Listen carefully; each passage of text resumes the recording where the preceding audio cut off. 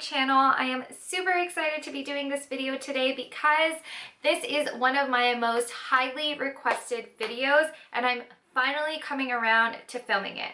So a lot of you guys ask me all the time on how to apply eyeshadow, especially those of you that are beginners. You guys want to know like what kind of brushes do I use, what kind of colors do I use, how do you blend it together, where do I place the eyeshadows, etc, etc. So this whole video is basically like an eyeshadow 101 like crash course. I'm going to be teaching you guys everything you need to know to create a basic eyeshadow look. I'm going to be showing you guys a look that I do all the time. It's super simple, super easy to do, but it actually looks pretty glam. It's something that I do all the time, especially on those days where I'm either really lazy or I just don't have the time to do all my makeup, but I do want to look glam and put together. And the steps that I take to create this look are something that I learned when I went to take a makeup course, and this was like the basics that they taught me, and it's something that I still use today. So yeah, I'm here to teach you guys this now. Before I begin, I just want to say please don't forget to subscribe because you don't want to be missing out on any of my future content. All right, now I'm going to stop blabbing and I'm just going to get started. For this look, I'm going to be using my Soft Glam palette. This obviously is used and abused. You can see how dirty it is. I take this with me everywhere. It is one of my favorite eyeshadow palettes. If you guys are looking for a good eyeshadow palette to invest in, that can give you like simple everyday looks, but then also take it to like a really nice smoky glam look at night, this is the palette that you would want to use. The Soft Glam palette literally has it all. One of the reasons I really love this palette is because it's full of warm tones, and I mean it does have a few cool tones in there as well, but majority of them are warm. And when you have a deeper skin tone, I just find that warm tones look way better on you than cool tones do. In terms of brushes, you'll need 3 basic brushes. The first brush you're going to need is a big fluffy blending brush. This one here is the Morphe M503. You can even go fluffier than this brush if you need to. Now this brush is going to be used to blend out your transition color in your crease. So you want something that is really fluffy to give you that like smooth transition. The next brush that you're going to want is a smaller, more tapered blending brush. This one is the Morphe 506. This is going to be used in your crease and your outer corner to shade and define your eye. Finally, the last brush that you'll want is a more tapered, like pencil type of brush. This one is the Morphe 507. This is the brush that you're going to be using in your waterline to smoke out the bottom of your eyes. Then the last brush that you'll be needing actually isn't a brush, it's just your fingers.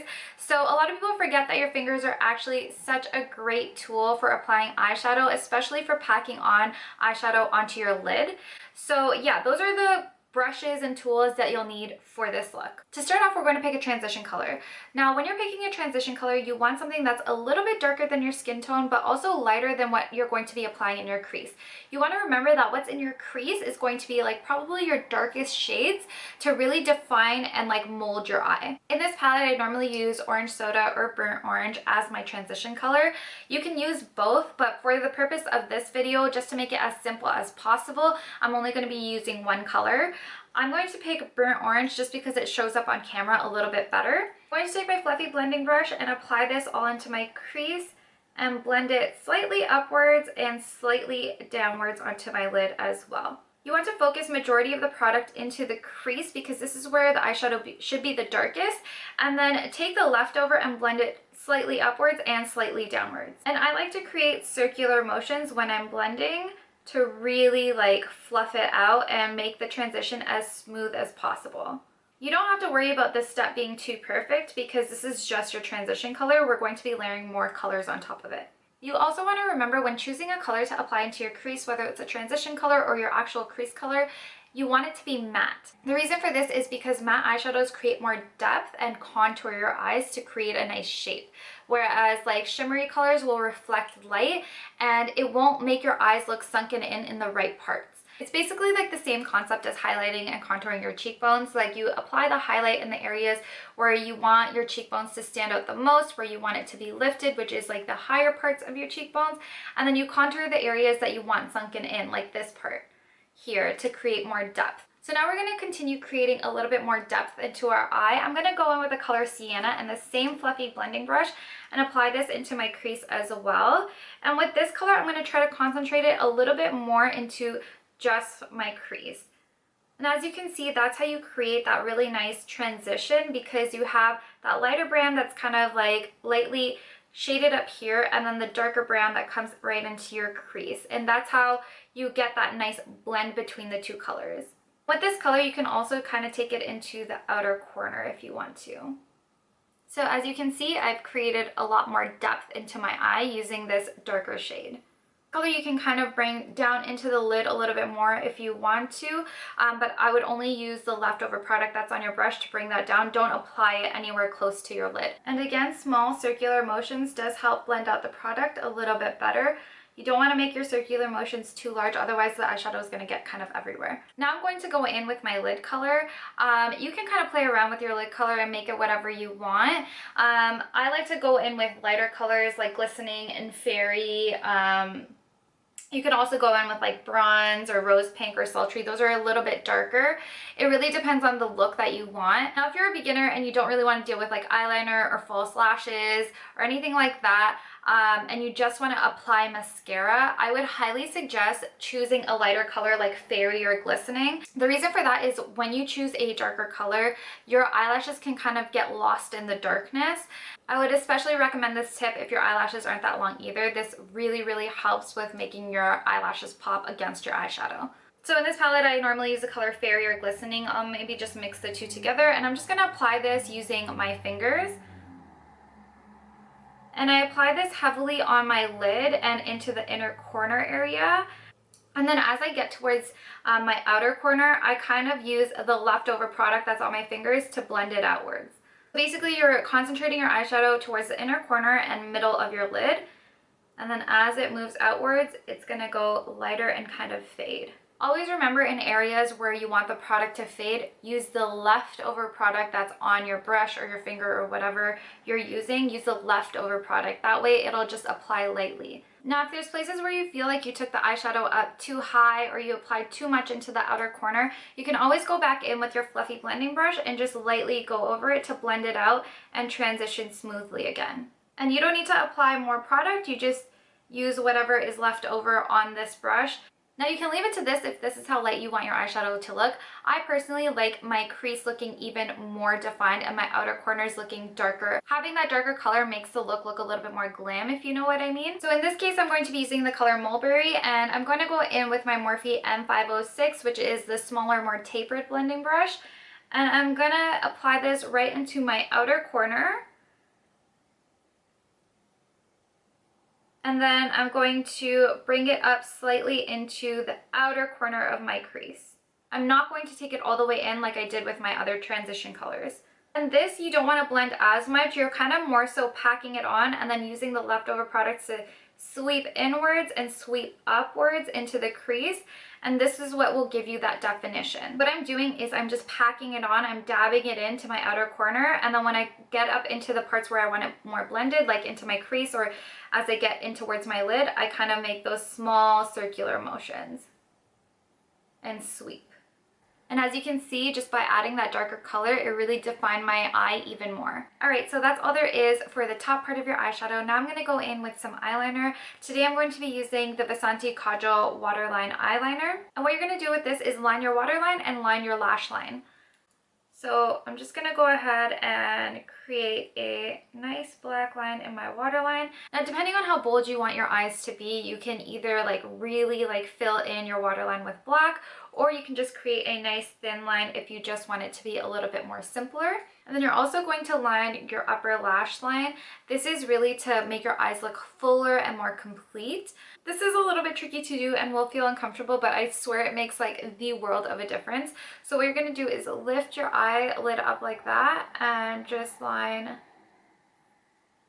that gap. Now, the color you choose to put in your waterline really depends on how glam you want this look to end up being. The darker you go, the more smoky it'll look, and the more I guess intense and glam it'll look.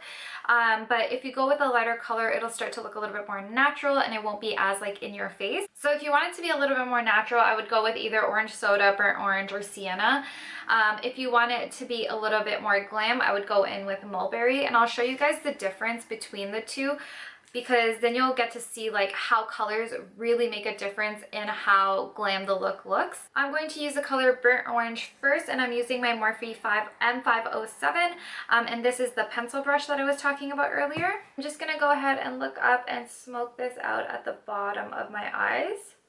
I'm going to kind of take it upwards and connect it to the outer corner so that it transitions nicely from here to here. You can see it looks a little bit more natural when I use this color. Now, if you want to intensify it but still keep it more on the natural side, what I would suggest doing is going into your waterline and smoking out the black with this brush and pulling it down into the eyeshadow. And to achieve this, I'll pull down like my waterline a little bit using my fingers, and then I'll use this brush right on top of my waterline. This can tickle a little bit, but so worth it. So you can see it really like toned down the black in my eye and brought it down and kind of blended it in, made it go from like dark to light compared to this eye over here. So like that side's a more natural looking eye. Now I'll show you a more intense like glam eye on this side. I'm going to go in with the color Mulberry here, and I'm going to smoke it out starting from my waterline.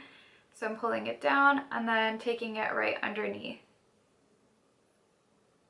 And again, pulling it up and around. Again, if you want it to be more glam, you can go in with more of your black liner and really apply it heavier, like I mentioned before.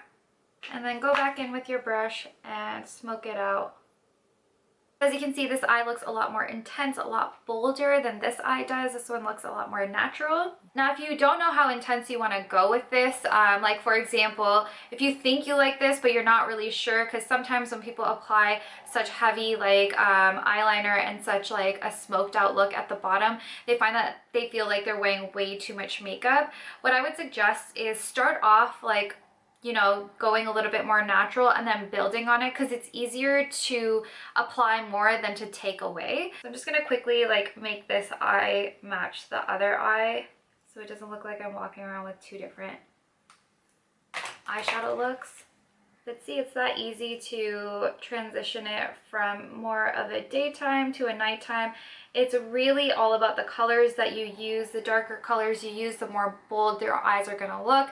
If you use more of a natural color, then your eyes are going to look more natural. And this is one thing I find funny when clients ask me, they'll be like, oh, I just like want a simpler look, so can you like charge me less because I want more of a natural look?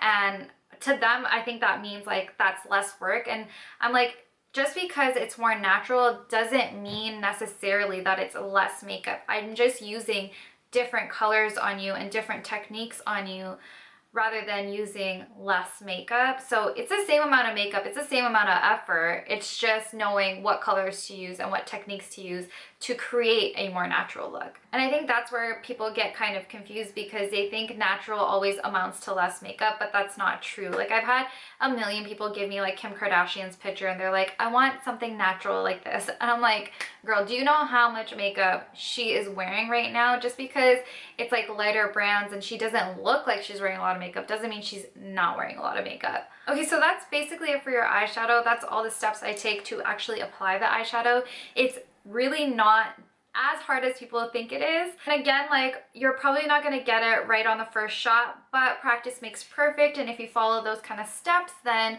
it will help you get better. Also, two more things that I want to mention, which I probably should have mentioned at the beginning of this video. When you are choosing brushes, if you can get brushes that are made out of like animal hair, that works way better in picking up eyeshadow and the pigment compared to something that's synthetic.